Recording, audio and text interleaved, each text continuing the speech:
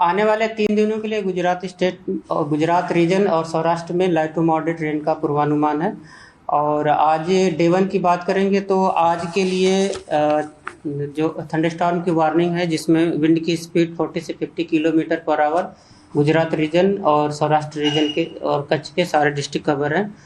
और heavy rainfall warning की बात करेंगे तो आज के लिए सौराष्ट्र रीजन में हैवी रेनफॉल की वार्निंग है, और जो डिस्ट्रिक्ट है जहां पर हैवी रेनफॉल की वार्निंग और साथ में विंड की स्पीड 40 से 50 किलोमीटर पर आवर और येलो अलर्ट जारी है, वो डिस्ट्रिक्ट है जूनागढ़, राजकोट, अमरेली, गिर सोमनाथ और पोरबंदर डिस्ट्रिक्ट शामिल है, और साथ में दीव शामिल है, जहां पर हैवी रेनफॉल की वार्निंग और साथ में जो विंड की स्पीड होगी वो 40 से 50 किलोमीटर पर आवर, साथ में थंडरस्टॉर्म और लाइटनिंग होने का पूर्वानुमान है। तो आ वखते ચોમાસું વહેલું બેસી શકે છે। 28 મે થી 4 જૂન વચ્ચે કેરળ કાંઠે ચોમાસું બેસી શકે છે। ચોમાસા અંગે અંબાલાલ પટેલે આગાહી કરી છે। અંદમાન અને નિકોબાર ટાપુ પર અસર દેખાશે। આવતીકાલથી ટાપુ પાસે પ્રી મોન્સૂન એક્ટિવિટી 24 મે થી અરબ સાગરમાં હલચલ જોવા મળશે। આ વખતે ચોમાસું વહેલું આવવાની શક્યતા છે। તારીખ 13મી મેથી જ pre monsoon activity Andaman Nicobar ટાપુ પર થવાની શક્યતા છે। કદાચ જો હવામાનમાં ફેરફાર ન થાય તો 28 મેથી 2, 3, 4 જૂન વચ્ચે કેરળ કાંઠે ચોમાસું આવવાની શક્યતા રહેશે। પરંતુ હવે ધીરે ધીરે વરસાદની શક્યતા પણ વધશે અને લગભગ 24-25 મેથી 4 જૂન વચ્ચે અરબ સાગરમાં હલચલ શરૂ થશે। લો પ્રેશર થવાની શક્યતા રહેશે અને આ લો પ્રેશરના કારણે કદાચ ચક્રવાત થાય તો પણ વરસાદ થવાની શક્યતા લગભગ ગુજરાતના કેટલાક ભાગોમાં રહેવાની શક્યતા રહેશે। 28 મે થી 4 જૂન વચ્ચે વરસાદ થાય તો સારું ગણાય। રોહિણી નક્ષત્રમાં વરસાદ થાય તો સારું ગણાય। રોહિણી ઉતરતા વરસાદ તો ચોમાસું સારું ગણાય છે। 19 થી 22 મે સુધી આંધી તોફાનનો રાઉન્ડ રહેશે। કૃતિકા નક્ષત્રમાં આંધી વંટોળ સાથે વરસાદ થશે।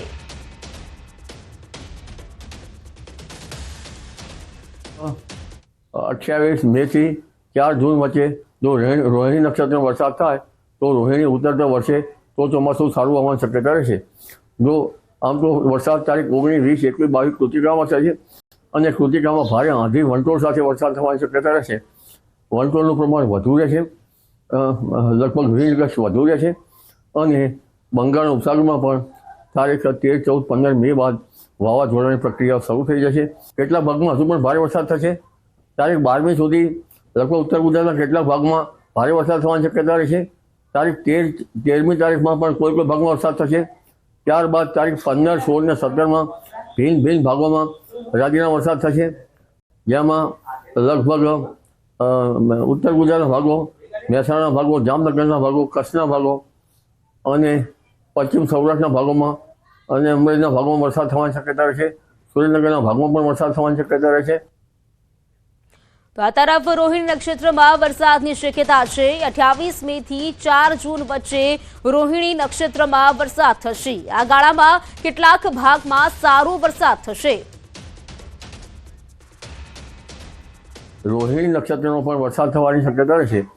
તારીખ 28 મે થી 4 જૂન વચ્ચે રોહિણી નક્ષત્રનો વરસાદ કોઈ ભાગમાં થવાની શક્યતા રહેશે અને આ વરસાદ લગભગ ઘણો ભાગમાં સારો છે। જોજો ભૂલ ન કરતા, ગરમી હજુ ગઈ નથી। 17મી થી ફરી ગુજરાતમાં ગરમીનો રાઉન્ડ શરૂ થશે। માવઠા બાદ હવે બફારો પરસેવો છોડાવી દેશે। કેટલાક ભાગોમાં પારો 40 ડિગ્રીએ પહોંચી શકે છે। ભેજ અને ઉકળાટનો અનુભવ થશે। 15મી બાદ ઉકળાટ ગરમીનો ડોઝ વધશે। કે તારીખ 17 થી ગરમી વધશે અને મહત્તમ તાપમાન કોઈ ભાગમાં 39 ડિગ્રી કે 40 ડિગ્રી સેલ્સિયસ જેવું થવાની શક્યતા રહેશે। જેમાં મધ્ય ગુજરાતના ભાગોમાં મહત્તમ તાપમાન લગભગ 39-40 ડિગ્રી સેલ્સિયસ જેવું રહેવાની શક્યતા રહેશે। મહેસાણાના ભાગોમાં પણ 39-40 ડિગ્રી સેલ્સિયસ જેવું રહેવાની શક્યતા રહેશે। દક્ષિણ ગુજરાતના ભાગોમાં 33-34 ડિગ્રી સેલ્સિયસ જેવું રહેવાની શક્યતા રહેશે। પશ્ચિમ સૌરાષ્ટ્રના ભાગોમાં 33-34 ડિગ્રી સેલ્સિયસ જેવું મહત્તમ તાપમાન થવાની શક્યતા રહેશે। એટલે હવે ભેજ અને ઉકળાટ સાથે તારીખ 15 બાદ ગરમી વધતી જશે। તારીખ 17મી થી ઉકળાટ અને ગરમીનો દોર વધુ રહેશે। પણ ઉલ્લેખનીય છે કે તારીખ 15, 16, 17, 18માં હજુ ભિન્ન ભિન્ન ભાગોમાં વરસાદ થવાની શક્યતા રહે છે. તો અંબાજી પંથકમાં ગાજવીજ સાથે વરસાદ. અંબાજી પંથકમાં ઉકળાટ વચ્ચે ગઈકાલે રાત્રે વરસાદ વરસ્યો છે. 4 દિવસ સળંગ પડેલા વરસાદના એક દિવસના વિરામ બાદ ફરી અંબાજી પંથકમાં વરસાદ વરસ્યો હતો. ગરમીના ઉકળાટ બાદ વરસાદની શરૂઆત થઈ હતી.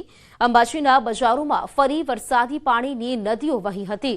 મિશ્ર ઋતુના કારણે રોગચાળાની ભીતિ સેવાઈ રહી છે, તો બીજી તરફ ખેડૂતો પોતાના ઉનાળુ પાક બગડવાની ભીતિને લઈને ભારે ચિંતાતુર જોવા મળી રહ્યા છે. ભર ઉનાળે સૌરાષ્ટ્રમાં નદીઓમાં ઘોડાપૂર આવ્યું છે, તો ખેડૂતોની આંખોમાં દર્દના આંસુ.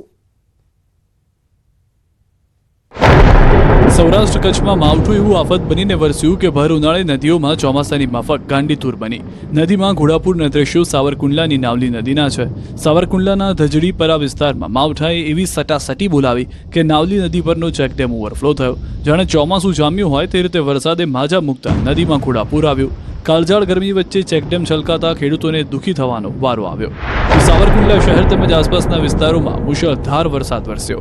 આ આફતરૂપી વરસાદને કારણે ખેડૂતોને રડવાનો વારો આવ્યો. સાવરકુંડલા શહેર ધોધમાર વરસાદ તૂટી પડતા શહેર પાણી થઈ ગયું. સાવરકુંડલા, કાના તળાવ, હાથસણી, ચરખડિયા સહિતના ગામોમાં ભારે વરસાદથી રોડ પર નદીઓ વહી. વીજળીના કડાકા ભડાકા સાથે તીવ્ર ગતિથી વરસાદ તૂટી પડતા ખેતરો પાણી થયા. ખાંભા અને ધારી પંથકમાં પણ કમોસમી વરસાદ પડ્યો. આ તરફ ધારીમાં પણ ધનાધન માવઠું ત્રાટક્યું હતું. ધારી જિલ્લાના છતડિયા, ઝર, મોરજર સહિતના વિસ્તારોમાં કમોસમી વરસાદથી ખેતરોમાં ઉભા પાક ઉપર ખતરો ઊભો થયો. બાગાયતી પાક, કેરી, તલ, બાજરી સહિતના પાકોને નુકસાનની ભીતિ છે. વરસાદ વરસતા રસ્તા ઉપર વરસાદી પાણી વહેતા થયા. ગીર સોમનાથમાં પણ ગાજવીજ સાથે કમોસમી કહેર તૂટી પડ્યો હતો. એક દિવસના વિરામ બાદ ગીર ગઢડાના ગ્રામ્ય વિસ્તારોમાં અનરાધાર આફત વરસી હતી. વરસાદના કારણે ખેડૂતોની ચિંતા વધી ગઈ. કઠોળ, તલ, કેસર કેરી સહિતના પાકને વ્યાપક નુકસાનીની ભીતિ છે. જૂનાગઢ જિલ્લાના કેશોદ પંથકમાં પણ કડાકા ભડાકા સાથે માવઠાની સવારી આવી પહોંચી હતી. કેશોદના અજાબમાં ધોધમાર વરસાદથી રોડ પર પાણી વહેતા થયા. ભારે ઉકળાટ વચ્ચે બપોરથી માવઠાએ મંડાણ કર્યું. ધોધમાર વરસાદ વરસતા વાતાવરણમાં ઠંડક પ્રસરી. આ દ્રશ્યો અમદાવાદના છે. અહીં વરસાદ વગર પાણી ભરાયા. શહેરના વંદે માતરમ રેલવે ક્રોસિંગ પાસે વગર વરસાદે પાણી ભરાયા. પાણીમાં રોડ ડૂબી જતા લોકોને પાણી વચ્ચેથી પસાર થવું પડ્યું. ગંદકી, કચરો અને પાણી ભરાઈ જવાની સમસ્યાથી લોકો પરેશાન થયા. વારંવાર ફરિયાદો છતાં નિરાકરણ ન આવતા લોકોમાં રોષ ફેલાયો છે. સમાચારોમાં રોકાઈશું એક બ્રેક માટે. અન્ય સમાચાર આ બ્રેક બાદ.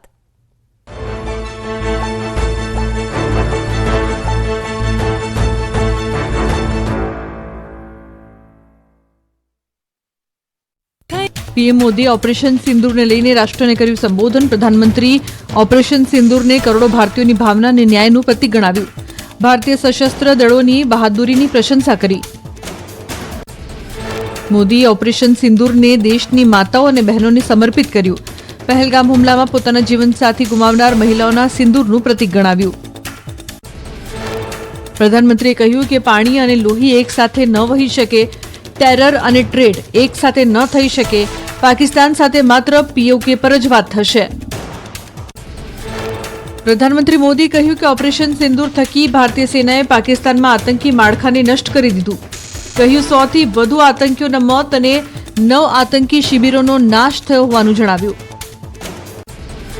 પીએમ મોદીએ ભારતના સ્વદેશી સંરક્ષણ સાધનોની પણ પ્રશંસા કરી. કહ્યું ભારતીય સેના